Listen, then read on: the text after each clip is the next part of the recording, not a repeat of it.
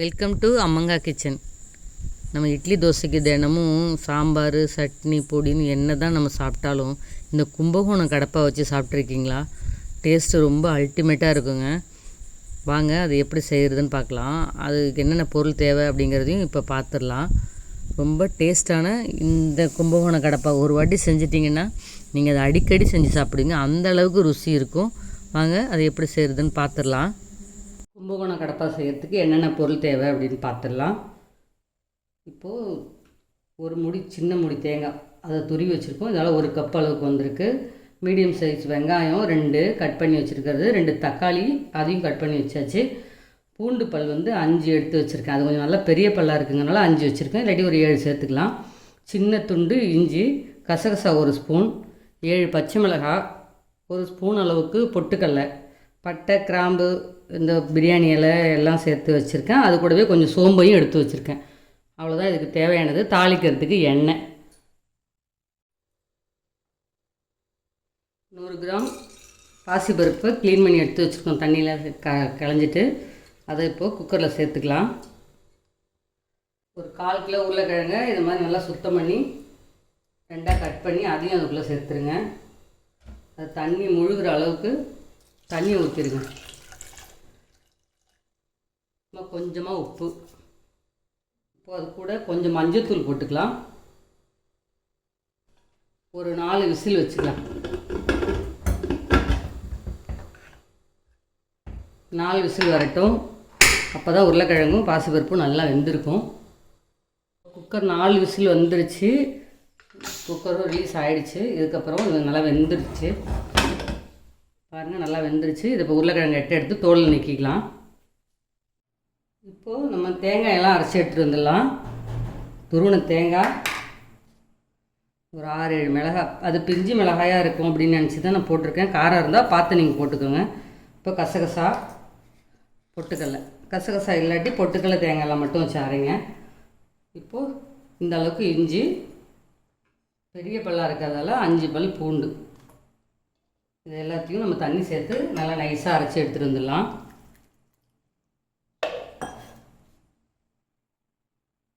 இப்போ இந்த மாதிரி நைஸாக அரைச்சி எடுத்துகிட்டு வந்தாச்சு. வாசனை ஒரு வெள்ளை குருமான்னு ஒன்று பண்ணுவோம். அதுக்கும் கிட்டத்தட்ட இதே மாதிரி மசாலா தான். நல்ல வாசனை அவ்வளோ அருமையாக இருக்குது. இப்போ இதை அப்படியே வச்சுட்டு நம்ம தாளிப்பு ஆரம்பிச்சிடலாம். நல்லா சூடு ஏறிடுச்சு. தாளிக்கிறதுக்கு தேவையான எண்ணெயை ஊற்றிக்கலாம். இப்போ எண்ணெய் நல்லா சூடு ஏறிடுச்சு. இப்போ நம்ம தாளிக்கிற அந்த பட்டை எல்லாத்தையும் அதில் போட்டுடலாம். சோம்பு எல்லாத்தையுமே சேர்த்தாச்சு.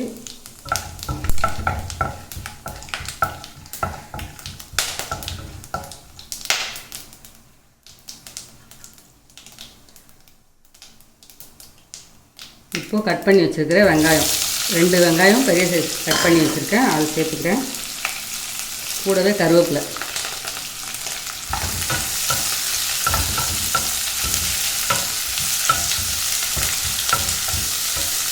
இப்போது வெங்காயம் நல்லா வதங்கட்டும். ரொம்ப வதங்கணும் இல்லை, கொஞ்சம் வதங்கினாலே போதும். ஒரு மாதிரி ஒரு சாஃப்டாக ஆகும், அந்த அளவுக்கு இருந்தால் போதும். அதுக்கப்புறம் நம்ம தக்காளி சேர்த்துக்கலாம். இன்னும் கொஞ்சம் வதங்கினா தக்காளி சேர்த்துடலாம்.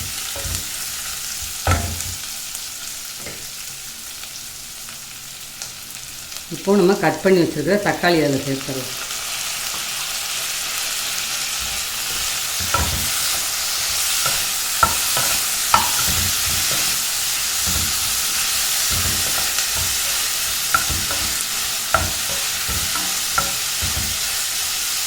இப்போ இதுக்கு தேவையான அளவுக்கு உப்பு போட்டுடலாம். நம்ம கொஞ்சம் பாசிப்பருப்பு வேக வைக்கும்போது கொஞ்சம் போட்டிருக்கோம். இப்போ இதுக்கு பார்த்துட்டு உப்பு போட்டுக்கோங்க.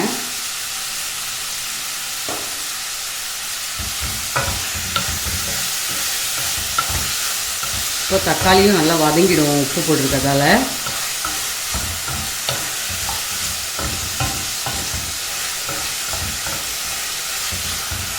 இப்போ இந்த உருளைக்கிழங்கை தோல் உரித்து வச்சுருக்கோம். இதை அப்படி கையால் ஒரு 4-3 உடச்சி விட்டுங்க. ரொம்ப வெந்துருச்சு இது. இந்த கிழங்கு இந்த மாதிரி உடச்சி விட்ருங்க. இது அப்படியே இருக்கட்டும். இப்போ இது நல்லா வதங்கிடுச்சு. இதுக்கப்புறம் நம்ம அரைச்ச மசாலாவை அதில் சேர்த்துக்கலாம். இந்த அளவுக்கு வதங்கினா போதும்.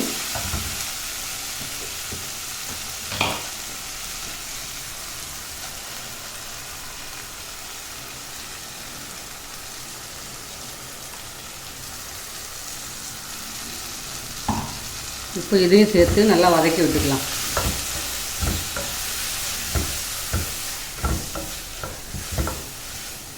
நல்லா கொஞ்சம் ட்ரை ஆகிற அளவுக்கு நல்லா வதக்கிடுவோம். இப்போ நல்லா வதங்கிடுச்சு. இதில் கொஞ்சம் தண்ணி ஊற்றி கொதிக்க வச்சுக்கலாம். இப்போ நான் மிக்ஸி கழுவின தண்ணியவே அந்த அரைச்ச மசாலா இந்த தண்ணியவே சேர்த்துக்கிறேன். சேர்த்து அடுப்பை கொஞ்சம் மீடியம் ஃப்ளேமில் ஒரு 5 நிமிஷம் கொதிக்க விடலாம்.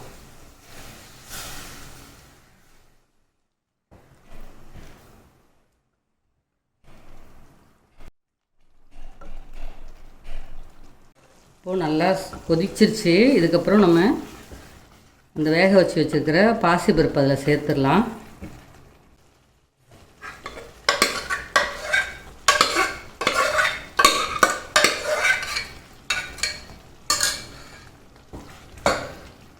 நல்லா கலந்து விட்டு அதுக்கு தேவையான அளவுக்கு தண்ணியை ஊற்றிடலாம்.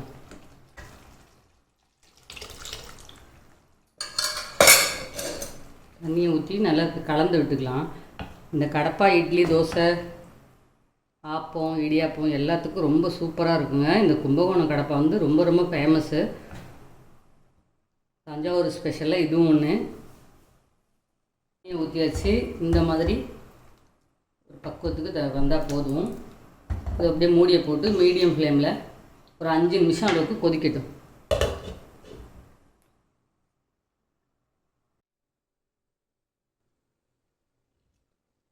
இப்போது நல்லா மீடியம் ஃப்ளேமில் ஒரு 5 நிமிஷத்துக்கு மேலே கொதிச்சிருச்சு.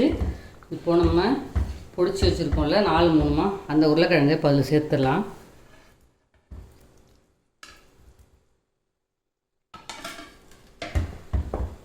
அருமையாக இருக்குது, நல்லா வாசனைலாம்.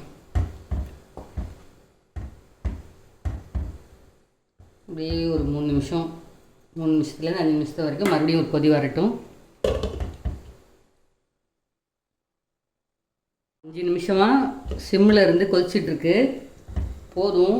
இதுக்கப்புறம் அடியில் உட்கார ஆரம்பிச்சு கரெக்டாக இருக்குது. நல்லா கரெக்டான பக்கத்தில் இருக்குது. இப்போ இதில் பொடியாக கட் பண்ணி வச்சுருக்கிற கொத்தமல்லியை தூவிடலாம்.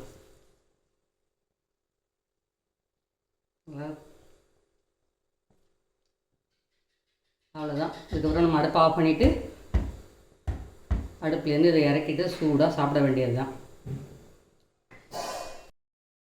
இப்போ ஒரு பிளேட்டில் சூடாக புசு புசுன்னு இருக்கிற ஒரு 4 இட்லி எடுத்து வச்சுட்டு அது மேலே கும்பகோணம் கடப்பாவை அப்படியே நல்லா தாராளமாக ஊற்றி இப்போ டேஸ்ட் பண்ணி பார்க்க போகிறேன்.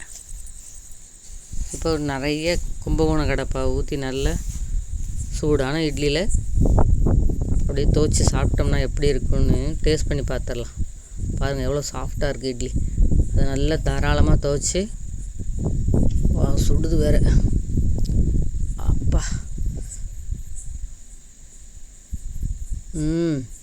சூப்பராக இருக்குங்க.